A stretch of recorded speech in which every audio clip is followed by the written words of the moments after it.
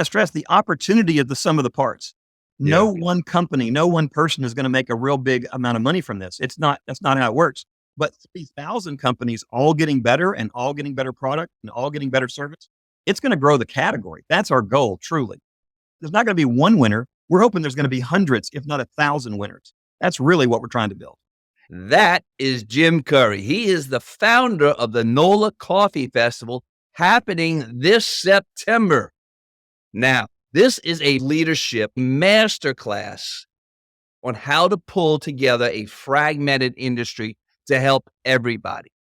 And if you're a coffee lover, if you're a foodie, and especially if you're in the coffee business, whether you're on the grinding side, all the way to the serving side, this episode is for you.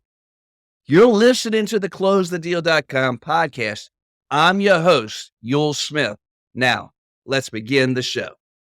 Jim, I want to welcome you to the CloseTheDeal.com podcast. Thank you, Ewell. Yes. This is going to be a fun question to see what you come up with, because I've known you for a long time. You've been in New Orleans a long time. You might as well be a New Orleanian. What is your favorite restaurant to take somebody to if you're trying to do business and you need to close that deal? That is an interesting question because we all face that challenge. And I love to give a smart aleck answer, which is the next one, the next meal. But it comes down to having a place that's quiet, that you can hold somebody's attention, and that you want good service, but you don't want service that interrupts you constantly. And Crescent City Steakhouse has turned out to be a go-to place for me for a little quiet one-on-one that tends to work out pretty well. That's an iconic New Orleans restaurant. People from out of town listening to this, that the locals love. Been around forever. I think you like that mid-city area because you took me to La Uzu's when you hatch what we're getting ready to talk about, but we'll save that. But La Uzu's is another iconic New Orleans. We didn't have to ask each other twice for La Uzu's, did we? And I like Peter Mayer is the one that first introduced me to Crescent City, where you could close the drapes and have a good fella type conversation. It was such a delight. And I think remembering that with him is half the fun. That's as old school as it gets too, when you can close the drape. All right. What are you grateful for from the past that helped you get you where you are today? Who or what are you? Oh, you're right. That's an easy question because it's the who, right? It's all the people that help. It's all the people that mentor us, that give us those little nuggets and insights that make us better. It's people that are willing to talk to us openly and honestly and correct us if necessary. And honestly, that's a long list. During my career, I've been blessed that people took the time to give me coaching or just give me the advice and a little bit of course corrections. On this project I'm working on today, it's about coffee, which is not my native industry. And I'll mention that there's two older coffee families where the head of those families really helped my partner, Kevin Richards, and I. They sat down with us and coached us. It's Shelby Westfeld with Westfeld Brothers Coffee. They've been importing coffee for literally 6 or 7 generations. They were here when coffee came to New Orleans the first time. And Janet Colley, who's over at Dupuy, also a 6 or 7 generation type leadership. And both of those women really took the time to share with us kind of coffee insights. And it made an enormous difference. And that's the rich history we're going to get into in a second, which I love. But you also made mention of something. You are a sponge for taking in information. You're coachable. A lot of people aren't coachable, and they don't value the value of mentorship. Or sometimes I laugh, and good salesmen should listen. Good salesmen should ask questions. But I sometimes joke that the salesmen think about what they're going to say. The marketing people are always listening, always listening. You got to be a sponge, right? You got to learn. I love it. All right. So I always ask, what's the problem the entrepreneur solves in this show? But in this case, it's not such a problem, but you definitely saw an opportunity, a vacuum that had not been going back 6 and 7 generations. There's been a vacuum that's never been filled. What is that vacuum? In coffee, and I'm an outsider looking in, outsider trying to learn and ask a bunch of questions. You don't want to say that people aren't really good at what they do because they're very passionate, right? And they are good. And you don't want to say that they're not mature in their business. And they are. They have very successful businesses all over the city, all over the region in coffee.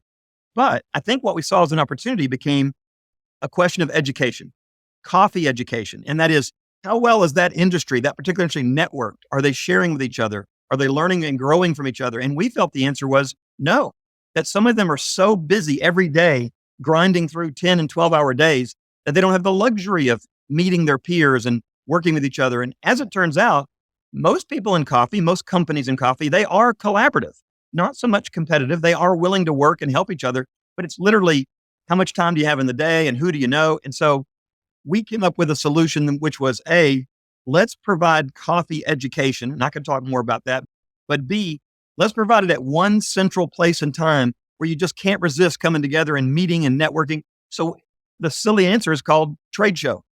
There really was no coffee industry activity, coffee industry trade show where these people could come together, meet, get to know each other. It's not any more complicated than that. Every industry with good trade shows knows the value, and our local people just weren't getting to experience that. So the solution was simple. Let's start a trade show right here in New Orleans for coffee. And talk about because it makes sense. It's unbelievable that it hasn't happened, right? Isn't it? For generations. And the history of coffee starts where? Other places, other countries, but in the United States, the history of coffee really is bound and tied to the port of New Orleans. And That's so right. when it started coming into New Orleans in the 1850s and then growing throughout the 1800s, it was the New Orleans coffee houses. It was the New Orleans entrepreneurs that started roasting and grinding and making new blends. And it was the New Orleans importers that were making these connections back and forth with Central and South America, where these farmers and these co-ops were saying, let's do business with America. And what they meant was, let's do business with New Orleans. And so for the rest of the country, coffee was coming through the port of New Orleans and passing through our hands and our companies and being spread to all the other places that the Mississippi River could take it. And I will mention that today, single largest company is Folgers, owned by Smuckers, and their headquarters may be somewhere else, but all of their operations still right here in New Orleans because of the port. There's 2,000 jobs because of the great connection with Smuckers and Folgers. And even though all that coffee is not consumed here, or we don't always think of them as a hometown brand, that's a lot of coffee jobs that they bring to our city. It's a big deal. That's huge. And when we met, you talked about how many coffee shops there were at one time, which blew my mind. I had no idea. And I'm a New Orleanian. So Kevin Richards would do a better job than I telling you about that history where coffee and spirits are intertwined in New Orleans, and that coffee house where the community meets and talks and gets to know each other. And a lot of times in New Orleans, if it wasn't cool to sell alcohol, oh, we're selling coffee. But if you want something else, it's behind the bar. There's always been that connection in New Orleans coffee houses, but we decided to serve the Gulf South more than just the city itself. We're trying to reach out to coffee shops in rural Louisiana, Mississippi, Alabama. So it's not just the big cities. It's 3,500 coffee shops across the entire Gulf South that weren't going to trade shows, that weren't getting to know each other. So we're trying to change that and say, individually, we're small little shops in little bitty towns, but collectively, we can be a real voice and we think we can speak and the rest of the country is going to listen. We just got to get organized. Wow. So talk about some of the brands that are local that you're working with, because we have some other brands or the other companies that have bubbled up over the years. A couple that everybody would know, and I'm proud to say they're local. Community Coffee is an obvious one, right? They did a great job with coffee, then a great job with promotion and positioning, and they're really the brand of Louisiana, and most of the country would recognize that. And they're very strong, a real success story. But I would also point to PJ's, where they're more about franchising and taking process and method and teaching people to do it. And here, carry our brand, but really carry our processes. And they're probably other than Starbucks, they're probably the most successful chain of teaching people how to have a process around coffee. And then a traditional brand that's important is Riley Foods and French Market Coffee, and a lot of the chicory influence that has come and gone through that company over the years. So those three plus Folgers, those are some powerhouses, and they're all based here in the local, because of the river, they're all based here. When you were putting this together, you met with a bunch of different folks. Are there other sectors of the industry that you reached out to? We've talked about the coffee side. What about the people who make the equipment and all that type of stuff? You're right. And we have. And a lot of those people we've said, will you come to New Orleans? And they said, where? No kidding. The industry's kind of forgotten about us and it makes sense, because think of yourself as a salesperson. If you're a sales rep and you're assigned to a region of the country, I'd rather have the Northeast with more population. The cities are closer together. I could ride the subway if I want to. I come down, or I'd trail a rail car. down to the South, I've got to drive in my car and drive into those little towns in Alabama, Mississippi, Louisiana. This is a terrible sale, Sarah. Unless you like driving, these territories are tough. And so a lot of coffee companies, they're not coming down and talking about their new products, their new equipment, their new trends. And so we're missing out on some of that education. It's not that our coffee people are no lesser than anybody else. It's that we're literally not a convenient place to sell to. All the more reason why we give the salespeople, here's a place to come to and sell to all of our people at once. Let's make these connections and networking happen. That's a big part of the story. Okay. So the key word I think here is education, and you've talked about that. But before we go into the show itself, what you plan on doing, putting something like this together, that's a big lift, and you had to have a big vision to pull you through to get that done. It's a labor of love. No one's paying us to do this. Kevin and I are semi-retired, and so we have some time, and we don't play golf. We don't really watch TV. We want to help business and business in New Orleans. So when we really looked at the coffee industry, we felt like we could help and we could give some time. And the reality is it's not a profitable venture, especially not first year. And so no one's done this work because you can't monetize it. In fact, we've got a 3 to 5 year plan to grow education and grow the marketplace and hopefully break even ourselves and get some of our investment back. But you have to have a long vision or no one would do this. And that makes a lot of sense. It's a fragmented industry, clearly, but you're trying to do what the franchises do. There's opportunity. There's a chance for technology. There's a chance for education. There's a chance for marketing. All those pieces come together. I stress the opportunity of the sum of the parts. No one company, no one person is going to make a real big amount of money from this. That's not how it works. But 3,000 companies all getting better and all getting better product and all getting better service, it's going to grow the category. That's our goal, truly. There's not going to be one winner. We're hoping there's going to be hundreds, if not 1,000 winners. That's really what we're trying to build.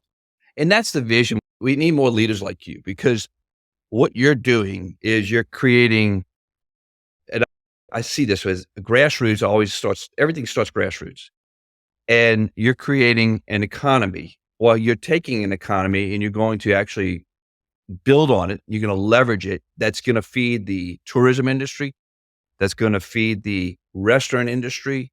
That's going to feed the business itself of coffee. It's becoming a marketing tool, and you'll see more interest in people coming. And there's so many things about coffee. Before we get to the education piece, I want you to educate the listeners on how many different ways there are to serve coffee. I was shocked when you started explaining that to me. I had no idea. I always just add my coffee out the pot, black or a chai latte, whatever it is. But I keep it really simple. Me too. And let me say, this is where Kevin and I would say, we're not creating anything here, right? We're just bringing people that are very talented, people that are doing amazingly we're bringing them up to be more visible. We're not creating the coffee wonderment. We're just sharing it, making it easier to share. And to your point, how many different ways do you brew coffee? And people might say, I've got 2 favorite ways and 1 exotic way and maybe a 4th way. I tried that one time. The world would say there's probably 10 to 12 really great ways to brew coffee, but most of us only know 3 or 4. So the aha is that when we go to special places like the trade show and they show us these new brew methods, it's not just a different method. You'll say, gosh, same bean, same water. I get a completely different flavor profile when you brew it this different way. Yeah, there's a lot to experience and discover in coffee. And even those among us that might really think we're really great coffee connoisseurs or coffee nerds, I promise you, there's so much out there on the flavor wheel and so much out there in the brew methodology that we haven't even experienced yet. That's what we think is the fun part, right? Bringing people together to have fun around coffee. It's not hard. Let me hop in here for a second. Jim brought up franchises with coffee houses. As a franchise consultant, I did not ask him to do that, but I'm glad he did, because I'm also the founder of franchiseandfunding.com, and we represent over 600 franchise concepts, including coffee houses. Check out franchiseandfunding.com. Now let's get back to the show. All right, so let's talk about your event. Okay. Tell us about what's happening at the event and what people can expect when they come, and then we'll talk about where to go and find it and everything. We did decide to hold it at the New Orleans Convention Center, partly because we want New Orleans to be the home for the Southern Gulf South coffee narrative, and partly because it's big. We're going to have one of those major halls with 50,000 square feet. And I think the part we're more proud about We've got 50 exhibitors down there. We're going to fill that hall up. A lot of cool stuff. But up above, if you've been to New Orleans Convention Center, it's big exhibit halls on the bottom, classrooms on the top. And Yes. we've got large rooms that hold 75 to 120 people. And we're doing college lectures all day long.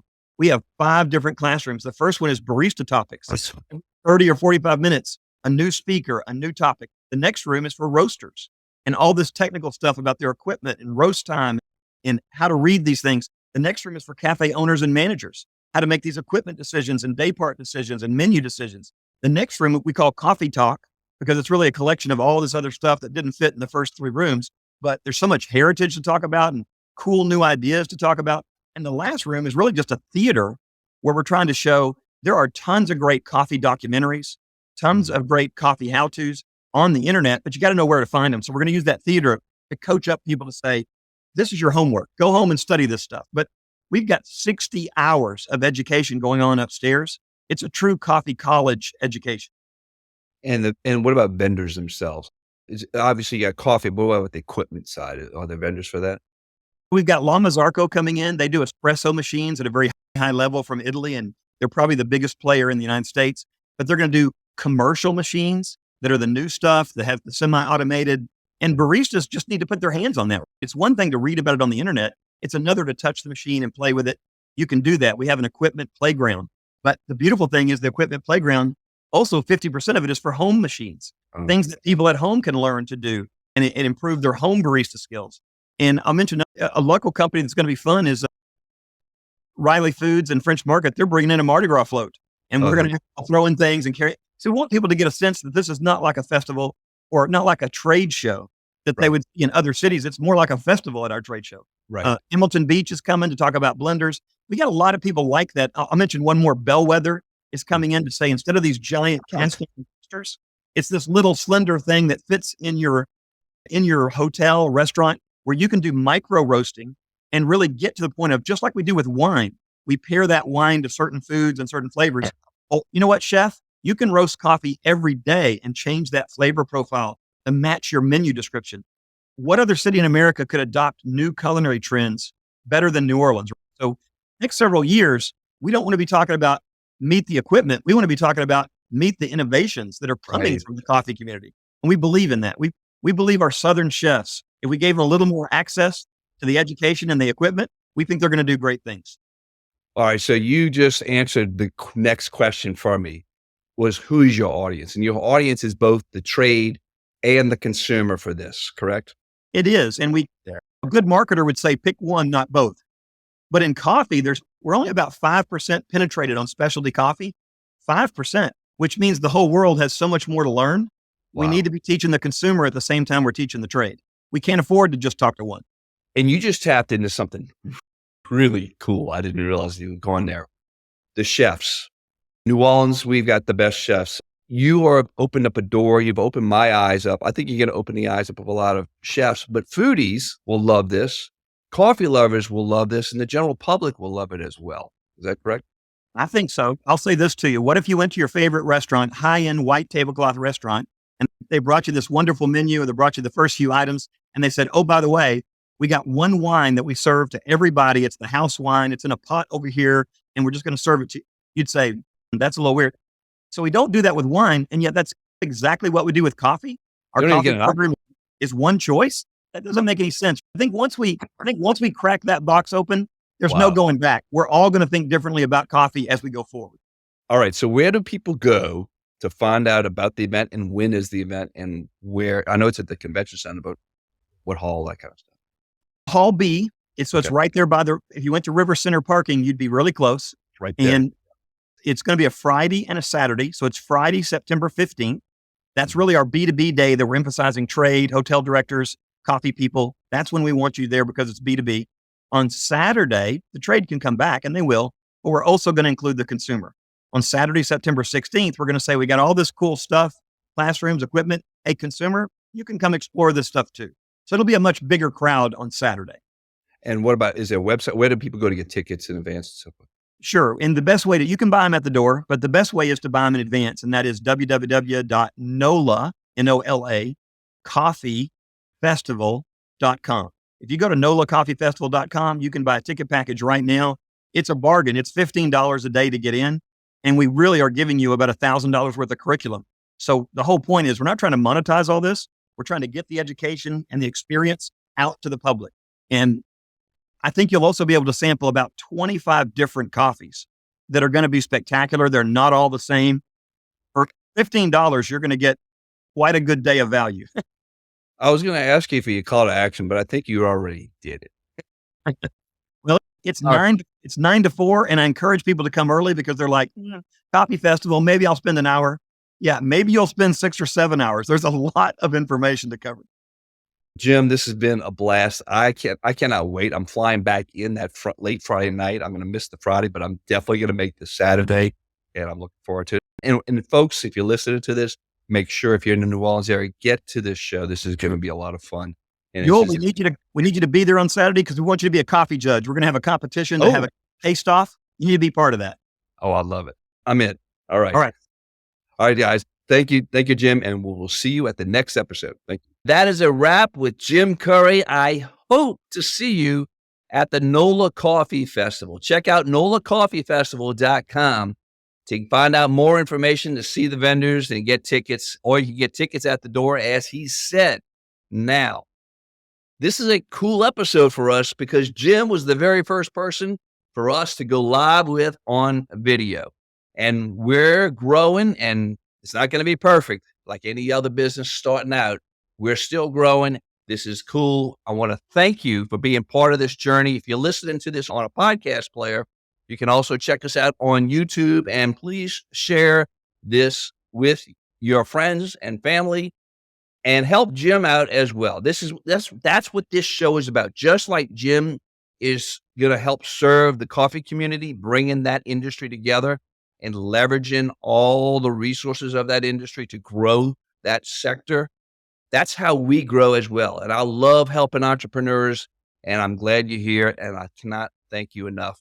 Now, you know the drill. Be intentional and make this a great day. Bye-bye.